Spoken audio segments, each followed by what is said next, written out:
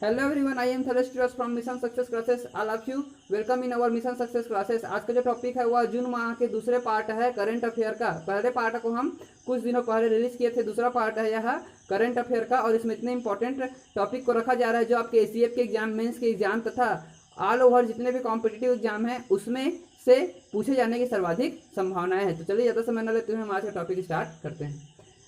पहला टॉपिक है हमारा नवा छत्तीसगढ़ सदन का शिलान्यास। नवा छत्तीसगढ़ जो है वह बनाया गया कहाँ?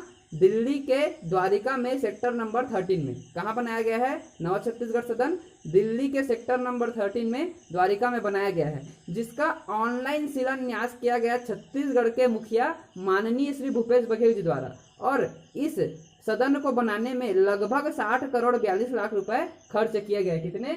लगभग 60 करोड़ 42 लाख रुपए खर्च किए गए। और इसका जो शिलान्यास है वह ऑनलाइन हुआ है, क्योंकि कोविड-19 के तहत अभी स्वयं जाकर शिलान्यास करने की अपेक्षा माननीय श्री भूपेश बघेल जी ने ऑनलाइन शिलान्यास करने को सही समझा। दूसरा, मुख्यमंत्री सुगम सड़क योजना। मुख्यमंत्री सुगम सड़क योजना क्या है? तो मुख्यमंत्री जो सुगम सड़क योजना है इसको शुक्रवार 19 जून 2020 को लागू किया गया तथा इसके तहत मुख्यमंत्री जी का उद्देश्य है कि जितने भी प्रदेश में सरकारी कार्यालय हैं, ठीक है, छत्तीसगढ़ में जितने भी शासकीय भवन हैं तथा सार्वजनिक स्थल है, उन सभी को क्या किया जाए? 12 सड़कों से जोड़ा जाए। इसका लक्ष्य रखा है किन्होंने? मुख्यमंत्री श्री भूपेश बघेल जी ने। और उसके तहत उन्होंने क्या किया कि लगभग 200 करोड़ रुपए इसके लिए पैसे दिए हैं, अर्थात 200 करोड़ रुपए क्या होंगे? इसमें खर्च होंगे। इस योजना के तहत, सुगम सड़क योजना के तहत 200 करोड़ रुपए खर्च होंगे। और इसके तहत जितने भी शासकीय भवन हैं, शासकीय कार्यालय है, ठीक है, उन सभी को 12 सड़कों से जोड़ा जाएगा। और इसमें लगभग उन्होंने 1116 कार्य कराए जाने का लक्ष्य रखा है। कितना? 1116 कार्य कराए जाने का लक्ष्य रखा है। इस योजना के तहत माननीय श्री भूपेश बघेल जी ने 1116 कार्य कराए जाने का लक्ष्य रखा है। अगला आगे बढ़ते हैं, रोका छेका अभियान।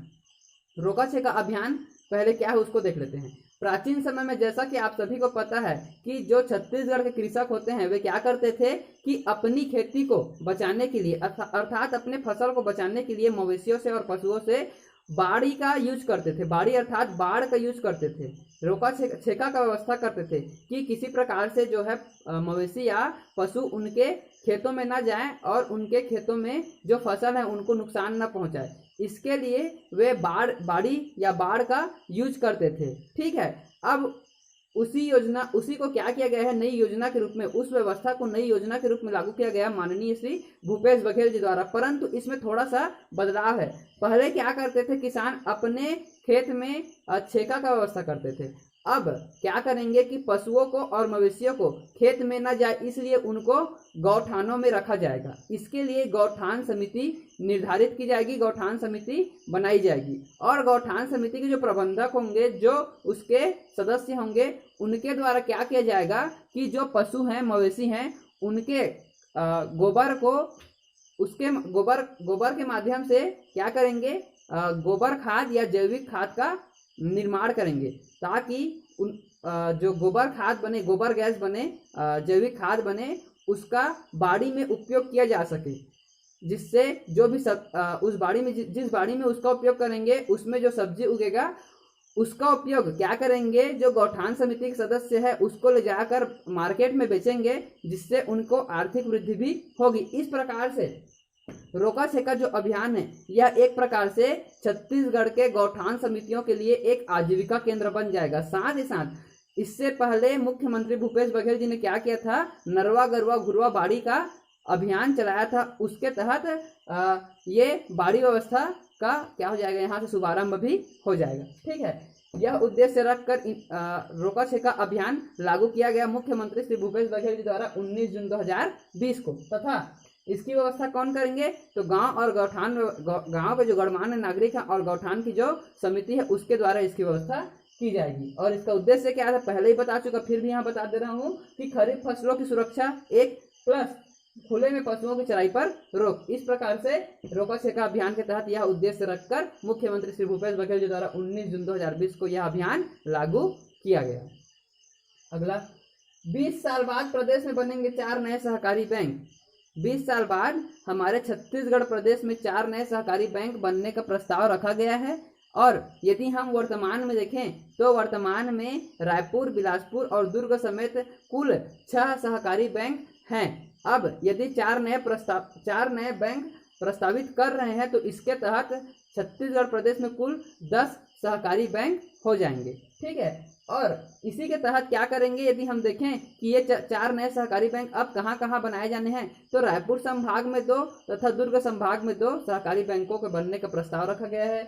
इसके अलावा इसी सहकारी बैंक के माध्यम से पूरे 28 जिलों को, प्रदेश के पूरे 28 जिलों को कवर किया जाएगा। इसके अलावा समिति जल्द ही निर्धारित होगी, सहकारी बैंकों के लिए समिति जल्द ही निर्धारित होगी। इसके बाद आता है अगला हमारा छत्तीसगढ़ में 1 नेशन 1 राशन कार्ड। अगस्त से छत्तीसगढ़ में 1 नेशन 1 राशन कार्ड जो अभियान है उसको चलाया जाना है, अर्थात पूरे राष्ट्र के लिए जो क्या है एक राशन कार्ड रहेगा, यह मानना है माननीय श्री पीएम मोदी जी द्वारा। ठीक है, तो उसके तहत छत्तीसगढ़ में भी 1 नेशन 1 राशन कार्ड बनना शुरू होगा अगस्त से। और केंद्रीय मंत्री जो रामविलास पासवान है उनके अनुसार छत्तीसगढ़ का जो पीडीएस है वह देश में अव्वल स्थान पर है। रामविलास पासवान जो केंद्रीय मंत्री हैं उनके अनुसार छत्तीसगढ़ का जो देश में पीडीएस है वह अव्वल स्थान पर है। और इसके अलावा यदि हम देश भर में 1 नेशन 1 राशन कार्ड के बारे में पता करें तो 1 नेशन 1 राशन कार्ड लागू हो जाएगा 1 जनवरी से समस्त देश में। ठीक है, यह जानकारी मिलती है हमें 1 नेशन 1 राशन कार्ड के तहत। छत्तीसगढ़ में कब लागू होगा, अगस्त से।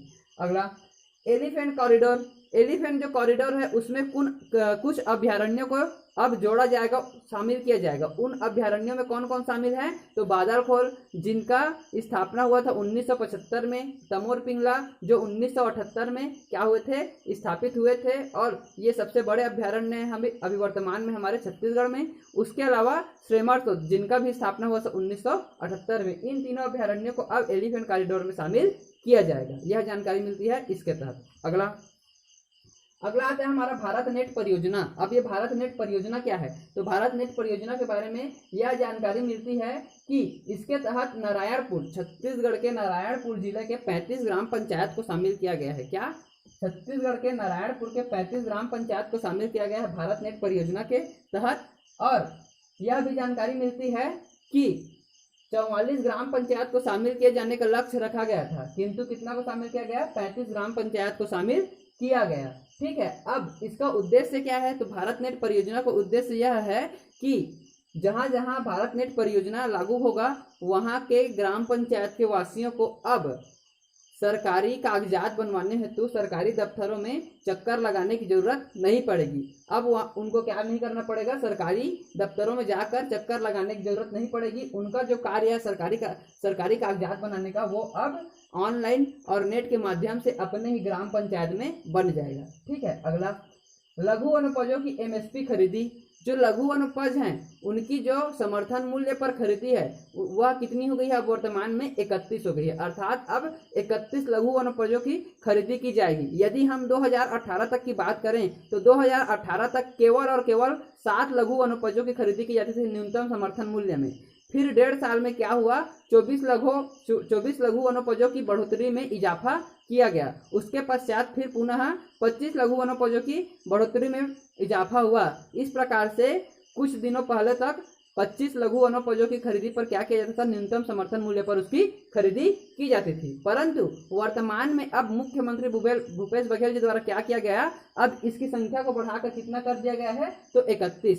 अब 25 लघु वनोपजों की खरीदी के साथ साथ और 6 लघु वनोपजों की खरीदी भी की जाएगी। अब वे कौन कौन से वे भी देख लेते हैं। 25 लघु वनोपज प्लस 1 तुलसी बीज, इमली बीज, 1 जीरा बीज, बहेड़ा, कचरिया, हर्रा कचरिया और नीम बीज। इन 6 और लघु वनोपजों की भी न्यूनतम समर्थन मूल्य पर खरीदी की जाएगी। याद रखिएगा कि 2018 तक केवल 7 लघु वनोपजों की, उसके पश्चात 24, उसके पश्चात 25 और वर्तमान में 31 लघु वनोपजों की खरीदी की जा रही है। अगला गोपीनाथ मंदिर अवशेष। गोपीनाथ मंदिर का अवशेष प्राप्त हुआ है कहाँ से, तो ओडिशा से। महानदी जो है वहां से हमें देखने को मिला है। अभी हाल ही में महानदी में क्या हुआ है, गोपीनाथ मंदिर के अवशेष प्राप्त हुए हैं। और यदि विशेषज्ञों की जानकारी के अनुसार यह जानकारी प्राप्त हो रही है कि 400 से 500 साल पुराना है यह मंदिर। यदि विशेषज्ञों की हम माने तो उनके अनुसार यह जो गोपीनाथ मंदिर है यह 400 से 500 साल पुराना है, जिसमें राधा कृष्ण और विष्णु का क्या है, प्रतिमा देखने को मिलता है। और यह मंदिर कहाँ प्राप्त हुआ है, तो पद्मावती गांव में, उड़ीसा के कहाँ, पद्मावती गांव में गोपीनाथ मंदिर का अवशेष प्राप्त हुआ है। अगला, धार्मिक प्लस पुरातात्विक प्लस पर्यटन स्थल, कौन, तुरतुरिया। धार्मिक, पुरातात्विक और पर्यटन स्थल। धार्मिक और पुरातात्विक तो था ही, कौन, तुरतुरिया। क्यों, क्योंकि ऐसा माना जाता है, जनश्रुति है कि भगवान श्री राम के पुत्र लव और कुश का जन्म तुरतुरिया में हुआ था, प्लस महर्षि वाल्मीकि का आश्रम भी तुरतुरिया में है। इसके अलावा वो तो अब धार्मिक स्थल था ही, धार्मिक पुरातात्विक स्थल तो था ही, परंतु अब पर्यटन स्थल क्यों बना, क्योंकि इनको अब राम वन गमन पथ में शामिल किया जाना है। किसमें, राम वन गमन पथ में शामिल किया जाना है। मोस्ट इंपॉर्टेंट है, याद रखिएगा इसको। राम वन गमन पथ में किसको शामिल किया जाना है, तुरतुरिया को। पिछले जो करंट अफेयर के वीडियो है उसमें मैं बताया था सीतामढ़ी, हरचौका, कोरिया, इस प्रकार से पूरे स्थानों को, जिसमें से तुरतुरिया को भी क्या किया जाना है, राम वन गमन पथ में शामिल किया जाना है। इस प्रकार से यह अब पर्यटन स्थल भी हो गया। इसके अलावा यदि हम देखें कि इसका नामकरण तुरतुरिया कैसे पड़ा, तो वहां से एक बालमदेही नदी गुजरती है, ठीक है, बालमदेही नदी गुजरती है, और जब बालमदेही नदी के जल क्या करते हैं, चट्टान से टकराते हैं, तो टकराने के फलस्वरूप उसमें से तुरतुर की आवाज आती है, और उसी तुरतुर की आवाज आने के कारण इसका नाम तुरतुरिया रखा गया। उस स्थान का नाम क्या रखा गया, तुरतुरिया रखा गया। इसके अलावा अगर देखें तो इसके बारे में अन्य जानकारी प्राप्त होती है कि इसको सुरसुरी गंगा के नाम से भी जाना जाता है। किसके नाम से, सुरसुरी गंगा के नाम से भी जाना जाता है। अगला, पीएम गरीब कल्याण योजना, प्रधानमंत्री गरीब कल्याण योजना। यह प्रधानमंत्री गरीब कल्याण योजना क्या है, तो प्रधानमंत्री गरीब कल्याण योजना लागू किया गया हाल ही में 20 जून 2020 को, और इसके तहत इसको कहाँ लागू किया गया, तो तेलिहार ग्राम, बिहार में, बिहार के अंतर्गत आने वाला एक गांव है जिसका नाम है तेलिहार ग्राम, यहाँ लागू किया गया प्रधानमंत्री गरीब कल्याण योजना। और यदि हम देखें प्रधानमंत्री गरीब कल्याण योजना, तो यह केवल 6 राज्यों के लिए लागू होना है, और इसमें छत्तीसगढ़ राज्य शामिल नहीं है। परंतु गरीब कल्याण योजना बहुत इंपॉर्टेंट है, हालांकि छत्तीसगढ़ शामिल नहीं है, फिर भी बहुत इंपॉर्टेंट है। एक बार देख लेते हैं इसके बारे में। इसके तहत 125 दिनों में अभियान कंप्लीट हो जाएगा। और यह योजना क्या है, तो इसके तहत जो प्रवासी मजदूर बाहर से आए हैं, प्रवासी मजदूर जिनको लॉकडाउन के तहत बाहर से लाया गया है कोविड-19 के खतरे से बचाने के लिए, उनको अब किसी न किसी काम की आवश्यकता होगी। तो प्रधानमंत्री जी ने सोचा कि जो प्रवासी मजदूर हैं घर तो आ गए हैं, परंतु यदि उन्हें कार्य न मिला तो खाने के लाले पड़ जाएंगे, इसीलिए उन्होंने इसके तहत क्या किया, मजदूरों को, प्रवासी मजदूरों को कार्य देने का सोचा, और इसके तहत गरीब कल्याण योजना प्रारंभ की। अब जो प्रवासी मजदूर हैं वे अपने ही गांव में क्या कर सकते हैं, कार्य करके अपनी आर्थिक वृद्धि में सुधार ला सकते हैं। इसके तहत 6 राज्य जो शामिल किए गए हैं वो कौन कौन से हैं, बिहार जिसमें 32, और उत्तर प्रदेश 31, मध्य प्रदेश 24, राजस्थान 22, उड़ीसा 4, झारखंड 3, इन जिलों को शामिल किया गया है। बिहार के 32 जिले, उत्तर प्रदेश के 31, मध्य प्रदेश के 24 तथा राजस्थान के 22, उड़ीसा 4 तथा झारखंड के 3 जिलों को शामिल किया गया है। इस प्रकार से 6 राज्यों को प्रवासी जो मजदूर हैं उनको रोजगार देना है। किसके तहत, प्रधानमंत्री गरीब कल्याण योजना के तहत, ठीक है। और इसका प्रारंभ कब हुआ, तो 20 जून 2020 को, और यह अभियान लगभग 125 दिनों में कंप्लीट हो जाएगा, ऐसा लक्ष्य रखा गया है। अगला, अत्याधुनिक पशु चिकित्सालय। जो अत्याधुनिक पशु चिकित्सालय है वह जंगल सफारी रायपुर और कानन पिंडारी बिलासपुर में बनाए जाने का लक्ष्य रखा गया है। कहाँ, जंगल सफारी रायपुर और कानन पिंडारी बिलासपुर में। अब इस अत्याधुनिक पशु चिकित्सालय की आवश्यकता क्यों पड़ी, तो यदि हम देखें कि अत्याधुनिक पशु चिकित्सालय की आवश्यकता क्यों पड़ी, तो इसकी आवश्यकता इसलिए पड़ी ताकि जो पशुओं का है सुरक्षा किया जा सके, प्लस यदि उनको किसी भी प्रकार की बीमारी होती है तो उसका सही समय पर सही इलाज किया जा सके, ठीक। अगला आता है हमारा PCCF world life Narasimha. PCCF world life के जो है पहले PCCF वर्ल्ड लाइफ पहले कौन थे, तो पहले इसके प्रमुख थे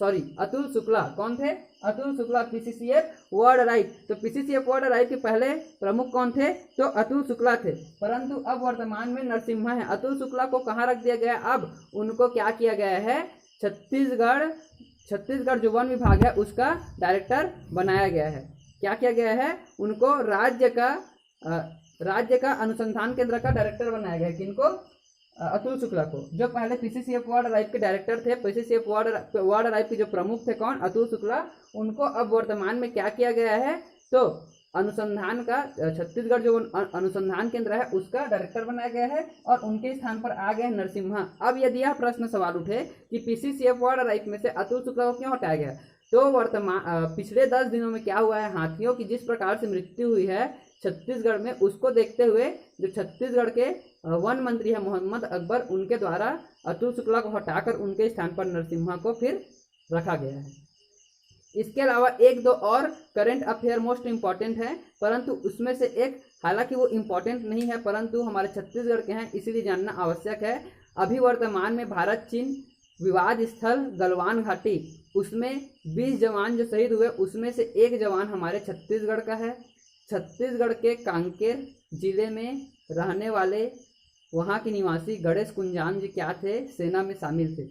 उनकी अभी क्या हो गई है, कुछ समय पहले मृत्यु हो गई है, वे शहीद हो गए हैं। तो शहीद होने के पश्चात मुख्यमंत्री भूपेश बघेल जी ने क्या किया है, उनके जो ग्राम हैं, ग्राम के जो शासकीय स्कूल हैं उसका नाम अब गणेश कुंजाम जी के नाम पर होगा, ऐसा उन्होंने क्या किया है, आश्वासन दिया है। अब वहाँ का जो शासकीय भवन है वो अब गणेश कुंजाम जी, शहीद गणेश कुंजाम जी के नाम पर होगा। इस प्रकार से हमें पिछले हफ्ते के जो करंट अफेयर है उसके बारे में जानकारी मिलती है। इसमें से अगर कोई सा भी करंट अफेयर में आपको किसी भी प्रकार का डाउट है तो हमें कमेंट में ज़रूर पूछें, या हमारे पर्सनल नंबर में भी पूछ सकते हैं, व्हाट्सअप कर सकते हैं, या फिर इसके अलावा आप हमारे टेलीग्राम में भी पूछ सकते हैं। ठीक है, आप हमारे चाहें तो व्हाट्सअप में या टेलीग्राम में या यूट्यूब में कमेंट करके भी पूछ सकते हैं। आप देख लीजिएगा, मिशन सक्सेस क्लासेस करके आपको तीनों में मिल जाएंगे। ठीक है, इस प्रकार से हमारे करंट अफेयर का जो आज का टॉपिक है वो यहीं